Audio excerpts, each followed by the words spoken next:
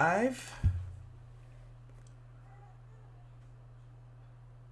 All right, folks, welcome to Everything Pro Wrestling.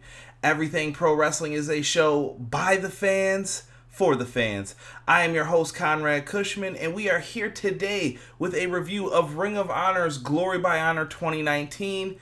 Do me a favor, folks, if this is your first time watching the channel, make sure you hit that like button for me. Helps me with the YouTube algorithms, and I'm probably one of the few brothers actually doing reviews on here for wrestling and for Ring of Honor, nonetheless. But with all that being said, folks, smash that like button for me. Drop an elbow drop on it. DDT, pedigree, whatever you want to do. I don't care. Hit that like button. Also, if you're watching this video after the fact, leave me a comment down below. I want to hear your thoughts on, like, how can Ring of Honor improve? What are they doing well? And just tell me what you're enjoying or not enjoying about Ring of Honor at this time. And I am trying to get as many people as I can to come on in here and talk some Ring of Honor with me. So if you're in here live, talk in the chat for me, folks. It'll help out the video. I had to restart this, so I probably lost a few viewers. I apologize about that, but had to take care of the young intern first, so we had to restart the video. So hopefully I can figure out a way that that doesn't happen every weekend. But for now, let's get into Ring of Honor, because this was a show that was okay, but I had some problems with it that came from outside of the wrestling bubble. Hey, what's going on, Mr. Jackson? How are you?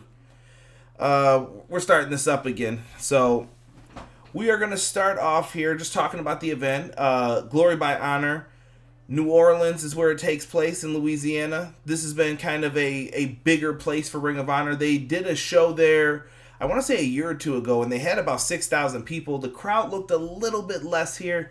I don't know if they had 1,000, I would say, in that area, maybe a couple hundred, but the crowd was hot for the show.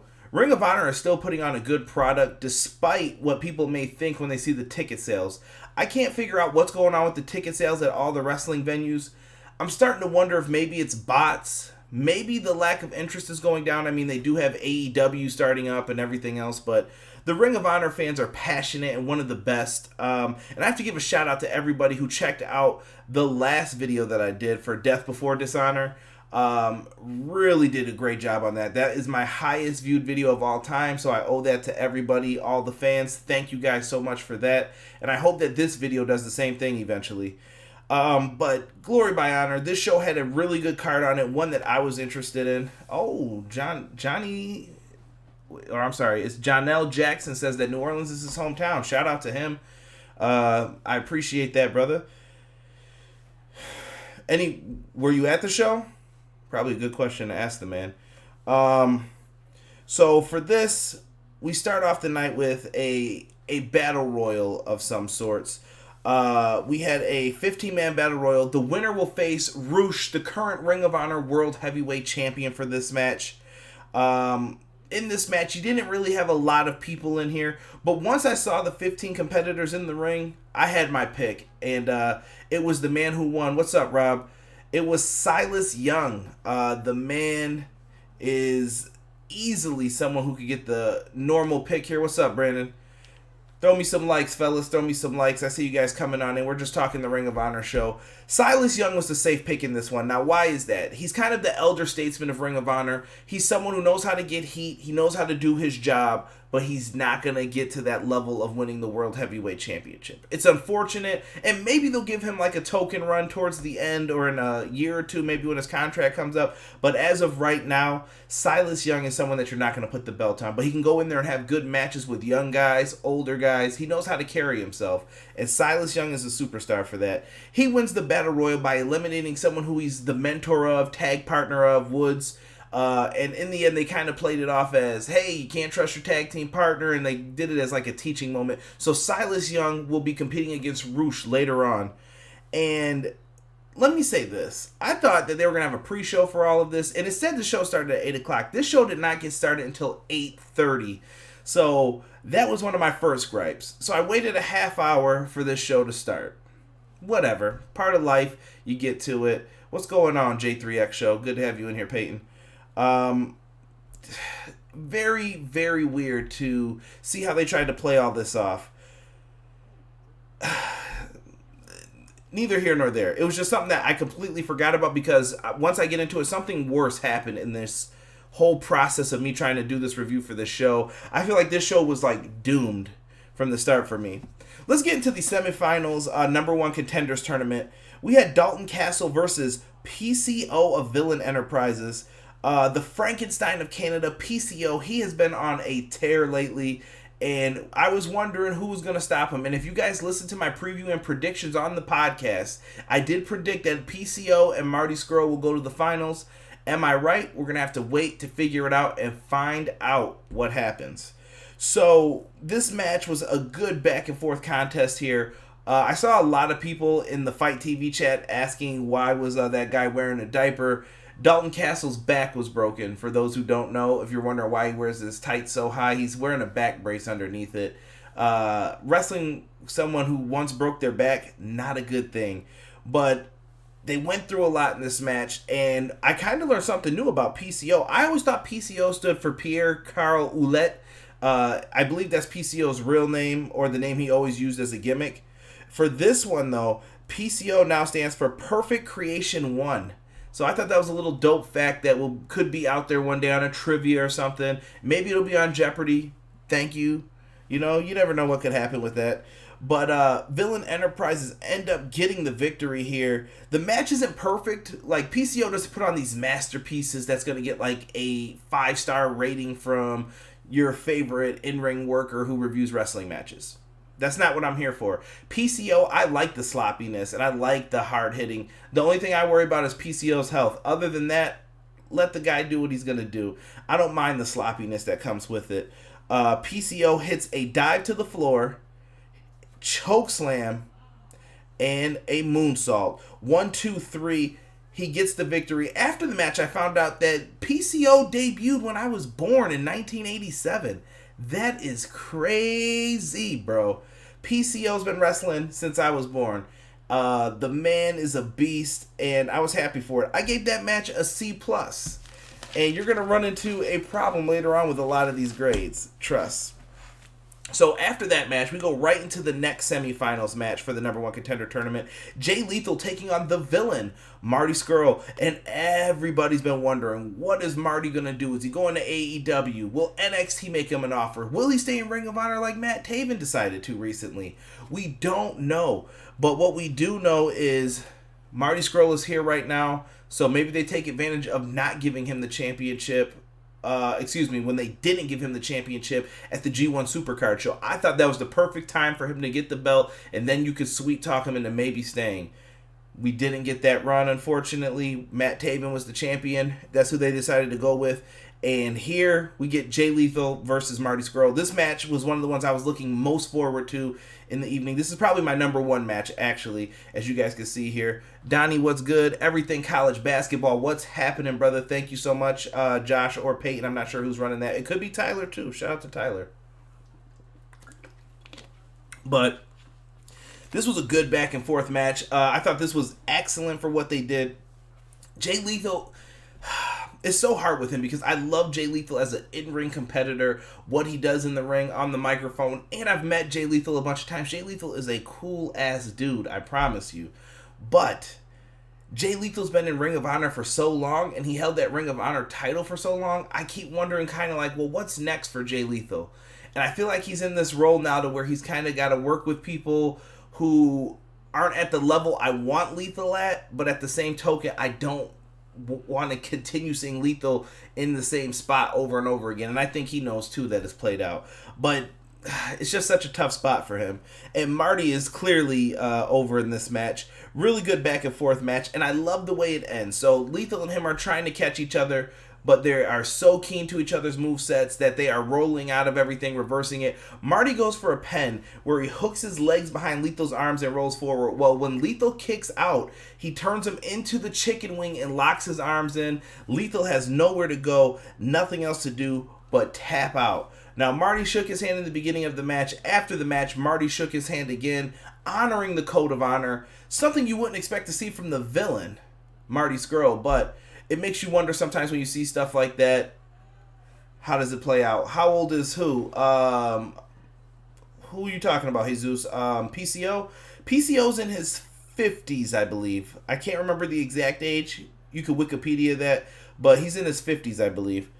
So he was young back then, because I'm in my 30s. So think about that.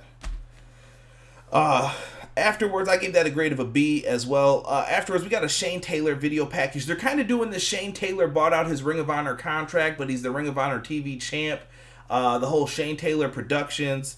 And they're doing their thing with this. And they even brought up kind of the Keith Lee stuff a little bit. Keith Lee and Shane Taylor were once tag team partners. And some people, dare I say, called Shane Taylor the Marty Jannetty, and he's out to prove them wrong. And he does an excellent job on a promo here. Shane Taylor gives the television title match to Wildcard Jay Spade. Not familiar with this guy, but from what I saw of his in-ring work on this match, he did an excellent job. He was able to hit some spears, some bouncing off the ropes. He has the athleticism. He looks like he fits in Ring of Honor. I would love to see him go there and possibly hone his craft. Absolutely amazing. Oh, Jay Lethal. I believe Jay Lethal's in his 30s. Jesus. He was a little bit older than me, but not too much. Shane wasn't staying, Jesus. This is a work. I promise you, bro. So Shane Taylor was there. They had a good back and forth. They teased a couple times where you thought maybe Spade was going to get the win here, but instead he got hit with the Welcome to the Land. It's the Rikishi driver, basically, but spinning. And 1, 2, 3. Shane Taylor gets the victory here. I thought it was a good match for Shane Taylor. Shane Taylor has really been impressing me the past year and a half. The guy's doing phenomenal work, and he's no chump. He's no one to mess with. He knows what he's doing. Shane Taylor is that boy. Don't sleep on him. We then get to a Women of Honor title match and Flash. Here's where all the problems begin for me. We had Angelina Love with Mandy Leon versus Kelly Klein. And Kelly Klein was supposed to have someone in her corner. I predicted Man-Eater. That's who I saw in some of the pictures from it. But you're probably wondering, Conrad, didn't you see the match? No. So I had an issue with FITE TV during this time. The stream had cut out. FITE TV did a tremendous job interacting with me, going back and forth. But I missed a lot of these matches that happened.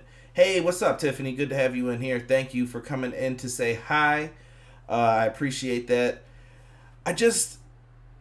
It was so tough for me, man. When the stream cut out, shout out to Queen of NE2. She was watching GCW at the same time, and GCW stream cut out for her. So we were kind of left here like, well, what's going on? And there's people in other spots watching it still, and I don't understand what happened to me. So I'm going back and forth with FITE, trying to refresh to keep up with what's happening in the matches. It just turned into a mess. Queen figured out how to get hers back up before I did. And that was going to her tablet and downloading it from there. And then Queen told me. So big shout out to Queen for telling me how to get that. But it wasn't the same for, I want to say, basically the next 3 matches. So the Women of Honor title match I completely missed. But my thoughts on the division are this. They haven't really propped up the women's division too much. Maybe someone could let me know in the comment section. Was this match a real gem to you? Was it something that was super dope? I don't know. Makes me wonder what I missed out on here, but Man-Eater probably came out, did her usual thing. Kelly Klein ended up getting the win, so she is a three-time Women of Honor champion.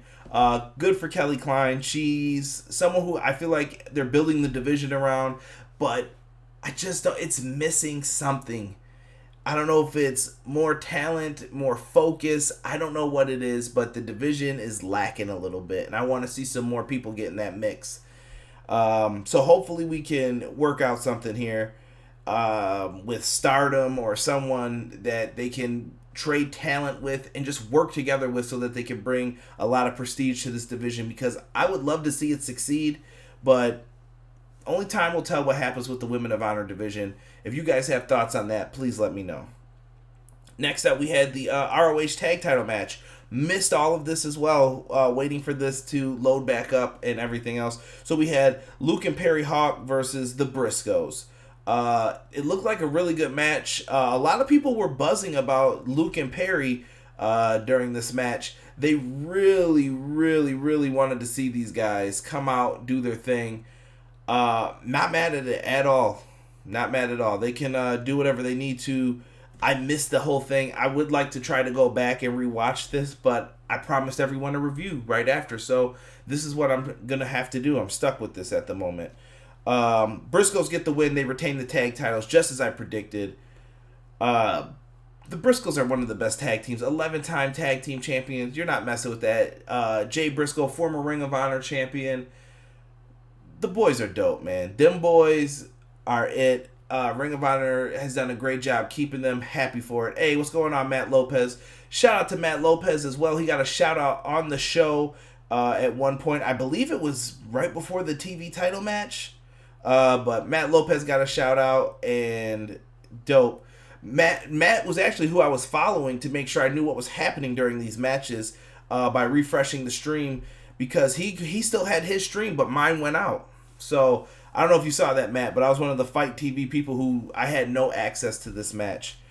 But I did hear the same thing, that they were amazing, Luke and Perry. So we get to the next match. I came in the middle of this one. Alex Shelley versus Jonathan Gresham. Really, really dope match from what I saw. Honestly, this looked like this was match of the night. If the beginning was as good as the middle and end, this was match of the night in my opinion. Really dope. The match ends with Alex Shelley hitting this roll up. It was like picture perfect. One of those locks that even if you tried to kick out, you know there's no way the guy's getting out of that. Kicking his feet. 1, 2, 3. Alex Shelley gets the win. Good to see Alex Shelley back here. I got this prediction wrong. I had Jonathan Gresham winning because I'm a big fan of the Octopus.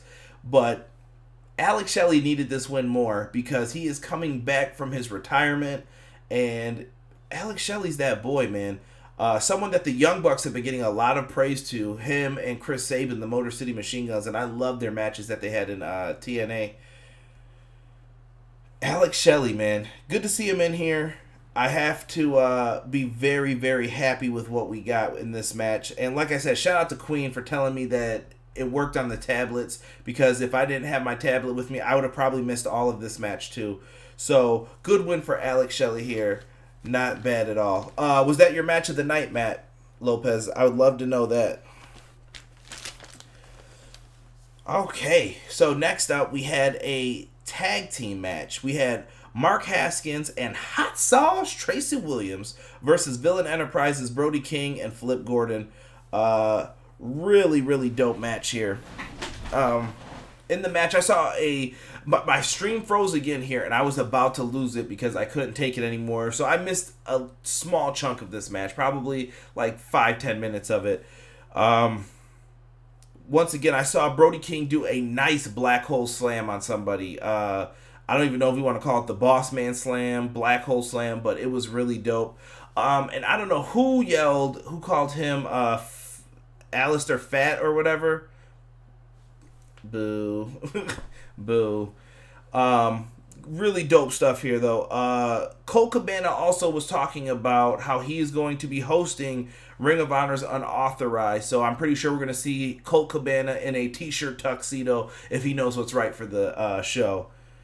Now, after the match, Lifeblood gets the victory here with a pile driver kick to the face combo on Flip Gordon. 1, 2, 3. They get the win. Bully Ray comes out and is attacking Lifeblood. This must be something from the television shows. I don't have time to watch them, so I usually cannot keep up with them. I just started watching NWA Power, AEW, Raw, SmackDown, NXT. I barely got time to fit in other things. South Park, Mayans. It's just tough to keep up with all of this. So have patience for me when it comes to doing this. After the match, Bully Ray beats him down. And it was so weird to know where we were probably a couple months ago to see Flip Gordon hand Bully Ray the cane to beat down Mark Haskins with. Bully Ray delivers some hits and then heckles some fans on the way to the back because that's what Bully Ray does. Got a pop for it. Good for him. So this feud is not over, and I'm pretty sure we're going to see Bully Ray up against Mark Haskins eventually. So really good stuff here. And we started seeing ads for Ring of Honor in the UK tour. So you guys can go to ringofhonorwrestling.com, or excuse me, ROHwrestling.com to figure out if it's coming to your local area if you're in the UK. And there's some things happening stateside as well. On the northeast is where I saw a lot of things, whether it be Baltimore or the Ohio area. So make sure you guys go check out Ring of Honor. Wanted to show them some love for that. Lots of goodness here. Lots of goodness. Now, we get to the Ring of Honor World Championship match. We had Silas Young versus Roosh. On commentary, we had a guest commentator of the genius, Lanny Poffo. Good to see Lanny Poffo out there. I've met him a bunch of times, too. Love talking baseball with Mr. Poffo. Really cool dude. Roosh and Silas Young had a good match. Exactly what you would have expected from this. Brandon, you are not wrong about just not watching WWE. Bully and Lifeblood issues go back to April. He's had an issue with Haskins. Thank you, Matt, for updating me on that. Matt is my resident Ring of Honor fan, so I can easily count on him for any of this. So this was a fun match. Lots of moves to the outside. Silas was hard hitting. Early on in the match, he went for the bull's horns, and Silas speared Roosh, and it was really dope. I absolutely thought it was a good thing that we saw that. Silas Young looking like Tom Selleck with the mustache, man. He ends up falling short in this match, as we all predicted, though. Roosh is the guy right now for Ring of Honor. I don't know why Bandito was never considered for that spot, but they love Roosh for some reason. Maybe it's the look, the face without the mask. He's very marketable, but Roosh ends up getting the victory here with the bull's horns. Good to see him as Ring of Honor champ, man. I'm not mad. So we know that he'll probably be at Final Battle, because that's what all this is leading to. Final Battle. It's going to be taking place in Baltimore, Maryland. There's probably still seats left if you guys are interested in going to that show. Very different this year. I know Ring of Honor was probably going to have trouble selling out in New York City if they were going to go to that venue, but they decided not to. They usually do it at Hammerstein and stuff in the past, but not this year. Yes, Silas is very underrated. And night one of the WWE draft was trash. Check my review on the channel. Last video I did. Let's get to the finals, but first, let me get a drink. Actually, we're not going to get to the finals. Sorry. We have kind of like an interview segment. Matt Taven and the Kingdom end up coming out, and they're out there talking about this Death Before Dishonor Fallout attack that happened on the Kingdom, trying to figure out who did it and what happened. And they kind of show this highlight of Matt Taven with Dalton Castle. Don't really know what it means, but it's teasing something, and I think this is going to be a great way to progress television so people can say, oh, hey, I know what's going on right here. Check this out. And that's pretty dope to see. Roosh and Jeff Cobb is on the October 27th for the UK tour. I guarantee you they rip it up. Thank you, Mr. Lopez, for that. So, Kingdom ran off. So, this is just progressing a storyline. Finals, the main event. Last thing I could talk about. If you wanted a grade for the tag match, I would give the tag match a B-. The ROH Championship match, I'd give a solid B2. And this finals match. So, we've got PCO versus Marty Scurll. Winner gets the Ring of Honor Championship shot at the next big show. Marty, we all know the contract stuff. Hey, Zeus brought it up in the chat earlier. Marty Scurll is potentially going to AEW, which everyone seems to think is his favorite. I mean, he's on the Being the Elite intro. They play that whole "my friends are dead" thing. I think you could really make that work if he goes over to AEW. NXT is probably going to make him an offer as well to say, hey, you want to come over here? Marty is in the prime of his career, so he's got to do what's best for Marty. And Ring of Honor, I'm sure they're going to throw a lot of money at him to keep him, just like they did Taven. So, what's going to happen here in this match? PCO, Marty, they both come out, make their entrances, and I like that in Marty's entrance, they showed PCO knocked out like he was sleeping, and it was part of the mind games with it, and I like it. It's always fit part of that whole Bullet Club and the videos popping up on the wall. So Marty comes out and he asks PCO, hey, I want a real clean match, blah, blah, blah, blah, blah, before the bell rings, and he extends his hand. This goes back to what I was talking about earlier with Jay Lethal. He did the Code of Honor, so he puts his hand out again. But this time, he uses the umbrella that he had in his other hand and clocks PCO for a near fall. Everyone thought that he was trying to cheat. The commentary team are going nuts for it. Great way to open up the match. I really liked what they did with this. Afterwards, PCO. Oh my lord, man. This guy scares me. They set up a table on the outside, and Marty ends up throwing PCO off the top rope from the apron to the floor through a table. PCO barely clears it. Everything looks painful when PCO does it, but it was amazing. Matt Lopez just said it is looking more so like if ROH don't offer him a big money deal, AEW is what I feel he will go with. I don't know if that's his girl anymore, Matt. I don't like getting into the relationship stuff for people because that's kind of personal life, but I don't think that they're together anymore. It was the last thing I heard. Not that it matters, but Marty's going to do what he needs to do. So he threw him through the table. PCO gets up, and we see Brody King come out. So you're wondering, well, what's Brody going to do? Well, Brody's obviously going to have to listen to the CEO of Villain Enterprises. He turns on his partner, and they start trying to cheat PCO out of the match. So Brody tries to get him down. PCO ends up getting a near fall pinned on him, and Marty is in shock.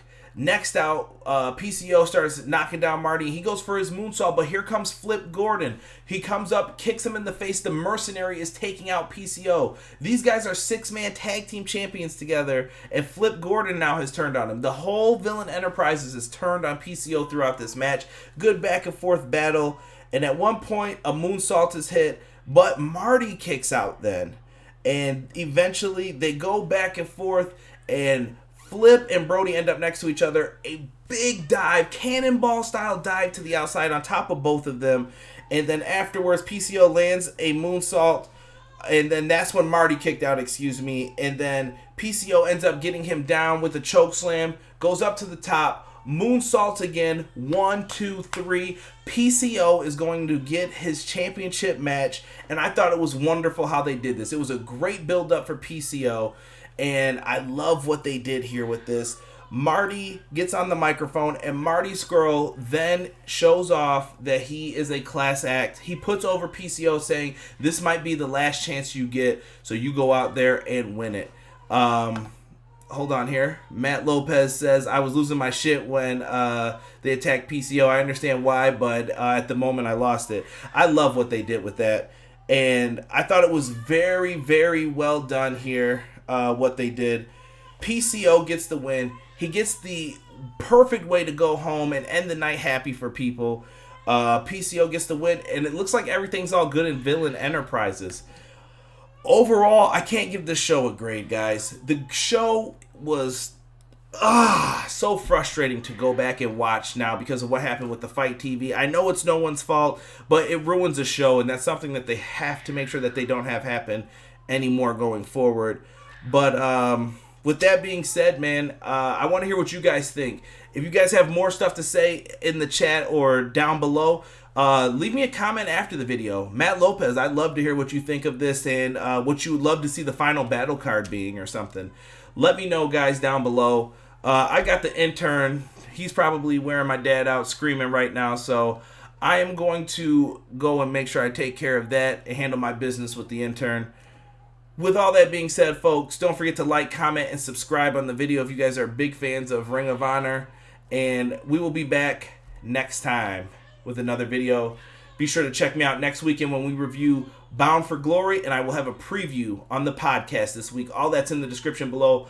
I am out, guys. Peace.